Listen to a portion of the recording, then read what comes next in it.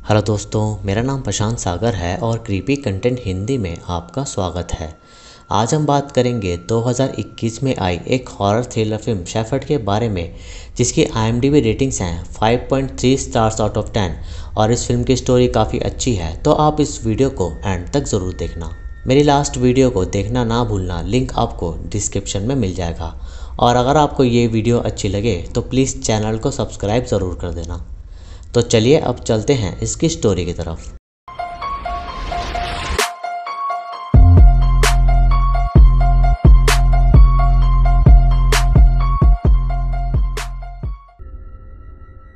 तो फिल्म की शुरुआत में हम एरिक नामक आदमी को देखते हैं जो अपनी वाइफ के जाने से काफ़ी दुखी था और उसके फ्यूनरल पर एरिक दूर किसी एंटिटी को खड़ा देखता है जो उसे देख रही थी, लेकिन असल में ये बस एरिक का एक सपना था। पर असल में भी उसकी वाइफ की डेथ हो चुकी थी, जिससे वो काफ़ी परेशान और डिप्रेस्ड रहता था और ऊपर से उसकी वाइफ प्रेग्नेंट भी थी, इसलिए एरिक को अपना होने वाला बेबी भी खोना पड़ता है। एरिक के पास सरवाइव करने के लिए बिल्कुल पैसे नहीं थे, इसलिए वो कोई काम की तलाश कर रहा था और एक दिन उसे न्यूज़पेपर पर एक जॉब मिलती है जिसमें उसे एक आइसोलेटेड आइलैंड पर एक शेफर्ड का काम करना होगा, यानी कि उसे भेड़ बकरी चलानी होगी, जिसके लिए उसे रहने के लिए फ्री ऑफ कॉस्ट घर भी दिया जाएगा। तभी उसे ड्रॉर में उसके बेबी का हाथ आता दिखता है, लेकिन असल में वहाँ बस अल्ट्रासाउंड फ़ोटो थी जो उसकी बेबी की थी और इस वजह से एरिक को ऐसे इल्यूजन्स आते रहते थे जिससे वो और भी ज़्यादा डिप्रेस्ड हो जाता था। जॉब पर जाने से पहले एरिक अपने घर जाता है जहां उसकी मॉम उसे एक्सेप्ट नहीं करती, क्योंकि एरिक की मॉम को उसकी वाइफ रेचल बिल्कुल पसंद नहीं थी। लेकिन तभी एरिक ने उनका दिल तोड़कर शादी कर ली, इसलिए एरिक की मॉम नहीं चाहती कि एरिक वहां रहे, इसलिए एरिक नाराज़ होकर अपने डॉग के साथ वहां से चला जाता है। फिर एरिक परेशान हो गया था, इसलिए वो अपनी जान लेने की कोशिश करता है, लेकिन वो नहीं ले पाता और अपना नाइफ वहीं फेंक कर एरिक उसी आइलैंड के लिए निकल जाता है जहां उसे जॉब प्रोवाइड हो रही थी और उसे छोड़ने फिशर नामक लेडी आती है जो कि बहुत अजीब सी लेडी थी। और उस आइलैंड पर पहुंचकर हम देखते हैं कि फिशर एक लाइन को क्रॉस नहीं कर रही थी, क्योंकि वो जानती थी कि इससे आगे उसे खतरा हो सकता है और देखकर ऐसा लग रहा था कि वो यहाँ काफ़ी बार आई है और वो एरिक को उस आइलैंड के बारे में कुछ नहीं पता थी और बस इतना कहती है कि वो हफ्ते में एक दिन यहाँ आया करेगी ताकि वो एरिक को राशन दे सके। और उस आइलैंड पर एक कॉटेज भी मौजूद था ताकि एरिक वहाँ रह सके और उस कॉटेज में एक फ़ोन भी अवेलेबल था इनकेस एरिक को कोई इमरजेंसी हो। फिर फिशर एरिक को एक जनरल पकड़ाती है और वहाँ से चली जाती है। आइलैंड बहुत ही सुनसान था और वहीं उस कॉटेज के साथ एक लाइट हाउस भी था जो काफ़ी समय से बंद पड़ा था। फिर कॉटेज में जाकर एरिक देखता है कि वो फ़ोन वर्किंग नहीं है, लेकिन उसे कोई भी प्रॉब्लम नहीं होती, क्योंकि वो अपनी लाइफ में इतना परेशान था कि वो चाहता था कि वो आइसोलेट हो जाए और कोई भी उसे कांटेक्ट ना कर पाए। घर में पानी ना आने के कारण एरिक मैप की मदद से एक कुएं तक पहुंचता है जहां एक पत्थर था और उस पत्थर पे एरिक एक साइन नोटिस करता है, जैसे वो साइन किसी कल्ट का हो। उसी कुएं में उसे एक चेन मिलती है जिसे वो अपने पास रख लेता है और अंधेरा होने वाला था, इसलिए एरिक लैंप वगैरह जला देता है। वहां पहुंचकर भी एरिक को अपनी वाइफ की याद आ रही थी और अगले दिन वो अपना काम शुरू कर देता है। और एरिक को इलेक्ट्रिसिटी की ज़रूरत थी, लेकिन जनरेटर काफ़ी समय से बंद पड़ा था, इसलिए वो जनरेटर ऑन नहीं होता, यानी कि एरिक को अब इलेक्ट्रिसिटी नहीं मिलेगी। एरिक का डॉग वहाँ डरा डरा रह रहा था, जैसे उसे कोई प्रेजेंस फील हो रही हो, इसलिए वो बस लाइट हाउस को देखता रहता था। उस रात एरिक वहाँ कुछ बुक्स को नोटिस करता है जिसमें एक डायरी भी थी और उस डायरी में लिखा था कि वो यहाँ है और वो एक चुड़ैल है। एरिक का रूम ऊपर था और स्टेयर भी टूटी हुई थी, जिससे उसे रूम में जाने में परेशानी होती थी, क्योंकि वो कॉटेज काफ़ी पुराना था और अपेंडेंट भी। और उसी रात एरिक को अपनी वाइफ का सपना आता है जहाँ वो एरिक के साथ किसी बीच पर है। अगले दिन एरिक अपना काम शुरू कर देता है, लेकिन तभी और उसके डॉग को आइलैंड पर अजीब सी आवाज़ें आने लगती है, जैसे कितने सारे भूत एक साथ बातें कर रहे हों। और उसे सुनकर एरिक को लगता है कि वो आइलैंड पर अकेला नहीं है, लेकिन उसे ढूंढने पर वहाँ कोई भी नहीं मिलता। और तभी शिप्स में कुछ अजीब से बदलाव आ जाते हैं और वो सभी एरिक को देखने लगती हैं। एरिक थोड़ा डर गया था तो वो फिर से फ़ोन ट्राई करता है, लेकिन तब भी उसमें कोई सिग्नल नहीं था। और तभी उसे लाइट हाउस के पास एक आदमी दिखता है जो शायद एरिक के लिए सामान लाया था, लेकिन वो आदमी कुछ जल्दी में था, जैसे वो उस आइलैंड पर आने से डर रहा हो। लेकिन एरिक उसे आवाज़ लगाता है तो वो आदमी उसे नहीं सुनता और वो एरिक को इग्नोर करके वहाँ से चला जाता है। एरिक देखना चाहता था कि उस लाइट हाउस में क्या है, लेकिन उसे वहाँ का दरवाज़ा बंद मिलता है। उसी रात एरिक को फिर से रेचल का सपना आता है जिसमें वो एक जंगल में थी और तभी वहाँ उसे वही एंटिटी दिखती है जो हमने वीडियो की शुरुआत में देखी थी। अगले दिन एरिक देखता है कि उसकी मॉम वहाँ आ गई है जो अपने हस्बैंड के जाने से बहुत दुखी थी और एरिक भी अपनी वाइफ के जाने से, इसलिए एरिक और उसकी मॉम दोनों रोते हैं।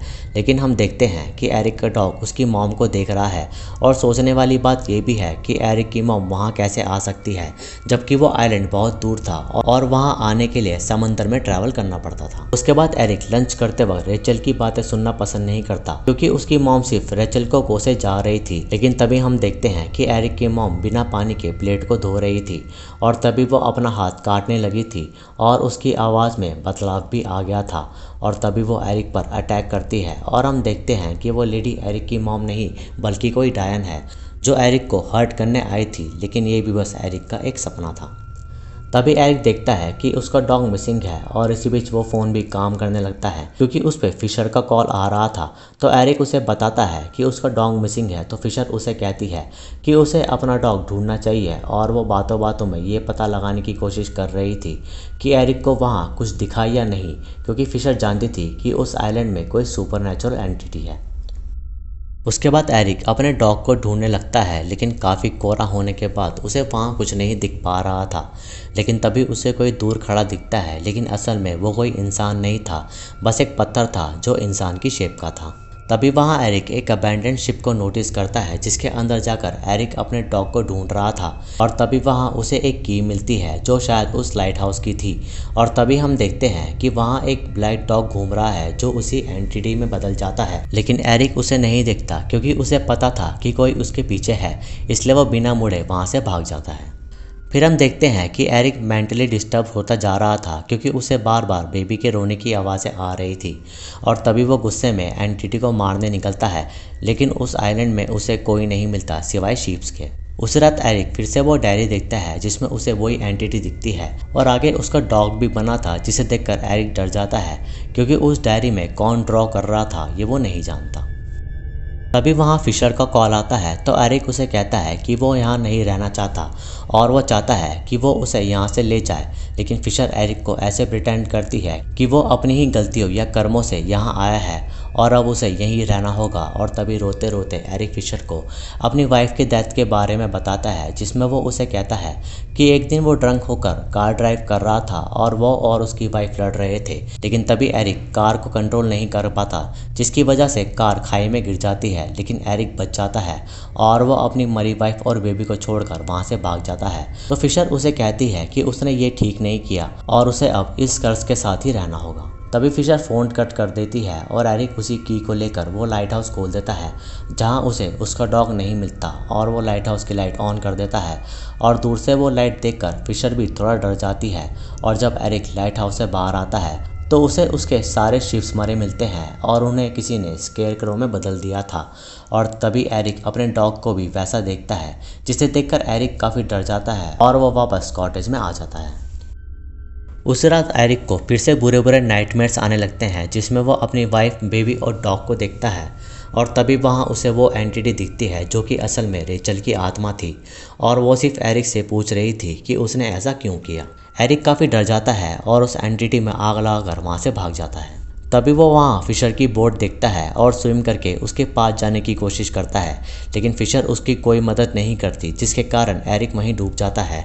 लेकिन वो तैरता हुआ एक बीच पर पहुंच जाता है जहां उसे लोग बचा लेते हैं। उसके बाद डॉक्टर एरिक से उसका सीन पूछती है तो वो उसे सब बताता है कि उस आइलैंड में क्या हुआ और वो उसे ये भी बताता है कि एक्सीडेंट की वजह से उसकी वाइफ नहीं रही। लेकिन वो चाहता तो वो अपनी वाइफ को बचा सकता था लेकिन उस वक्त एरिक ने सिर्फ अपना सोचा जिसके कारण वो कार खाई में गिर गई और एरिक की फैमिली वहीं खत्म हो गई। और एरिक को लग रहा था कि वो आइलैंड भी असली नहीं है और ना ही फिशर, क्योंकि उसको वो सब सपना लग रहा था। लेकिन डॉक्टर के जाने के बाद वहाँ फिर से फिशर का कॉल आता है जिससे एरिक काफ़ी डर जाता है। फिशर एरिक को कहती है कि उसे अपनी जनरल संभाल के रखनी चाहिए क्योंकि शायद फिशर ने उसमें कुछ ऐसी चीज़ें लिख दी थी जो पुलिस को ये बताएगी कि एरिक ने अपनी वाइफ को जान से मारा है। एरिक उससे पूछता है कि वो ऐसा क्यों कर रही है, तो फिशर उसे कहती है कि वो सिर्फ अपनी ड्यूटी कर रही है क्योंकि एरिक को सज़ा देने के लिए उसकी वाइफ एक घोस्ट के रूप में वापस आई, जिससे फिशर भी डरती है। और उस एंटिटी ने फिशर के थ्रू एरिक की मॉम को भी मार दिया उसी के नाइफ से, क्योंकि उस पे एरिक के फिंगरप्रिंट्स थे। और इससे हमें पता चलता है कि एरिक ने अपनी वाइफ को नहीं बचाया, इसलिए उसकी वाइफ रिवेंज लेने वापस आई और एरिक के साथ ऐसा कर दिया जिससे वो मेंटली इल हो गया और अनाथ भी। और ये सब फिशर को मजबूरन करना पड़ा। और एंड में हम देखते हैं कि उस रूम के बाहर भी वो साइन है, जिससे हमें पता चलता है कि वो लोग भी फिशर से मिले हुए हैं और शायद एरिक अब भी उसी आइलैंड पर है। और बस इतना दिखाते ही ये फिल्म यहाँ ख़त्म हो जाती है। असल में एरिक अपनी वाइफ के साथ खुश नहीं था और वो काफ़ी ड्रंक भी था, इसलिए उसने पहले अपनी सोची और इसी वजह से उसकी वाइफ को जान से हाथ धोना पड़ा, जिसकी वजह से उसे अपने बेबी को भी खो दिया। और एक आइलैंड पर आइसोलेट हो जाना भी उसके मेंटली अनस्टेबल होने की वजह थी, जिसके कारण उसे काफ़ी बुरे बुरे नाइटमेयर्स आते थे। एरिक की वाइफ रिवेंज लेने के लिए एक घोस्ट के रूप में आई, इसलिए उसने फिशर से वो सब काम कराया जिससे एरिक फॉल्टी साबित हो। और फिशर को उस एंटिटी का डर था, इसलिए उसने एरिक को परेशान करने का ये सब प्लान बनाया ताकि एरिक बिल्कुल पागल हो जाए। और उस आइलैंड पर सुपर नेचुरल चीज़ें रेचल का घोस्ट ही कर रहा था। और उसने एरिक की सबसे ज़्यादा पसंदीदा चीज़ उसके डॉग को सबसे पहले मारा और फिर फिशर से ही उसकी मॉम की हत्या करवा दी, वो भी एरिक के नाइफ से ही। ऐसे ये फिल्म देखने में अच्छी है और उसका एनवायरनमेंट भी काफ़ी अच्छा है और हॉरर के मामले में ये फिल्म भी काफ़ी अच्छी है। आई होप कि आपको ये वीडियो अच्छी लगी होगी। वीडियो अच्छी लगी तो इसे लाइक करें, शेयर करें और कमेंट्स में अपना सुझाव दें। सब्सक्राइब करके बेल आइकन को ज़रूर दबाएं नई वीडियोस की नोटिफिकेशन के लिए। इंस्टाग्राम पर मुझे फॉलो करें, लिंक आपको डिस्क्रिप्शन में मिल जाएगा। बाकी मैं मिलूँगा आपसे अगली वीडियो में, तब तक के लिए जय हिंद।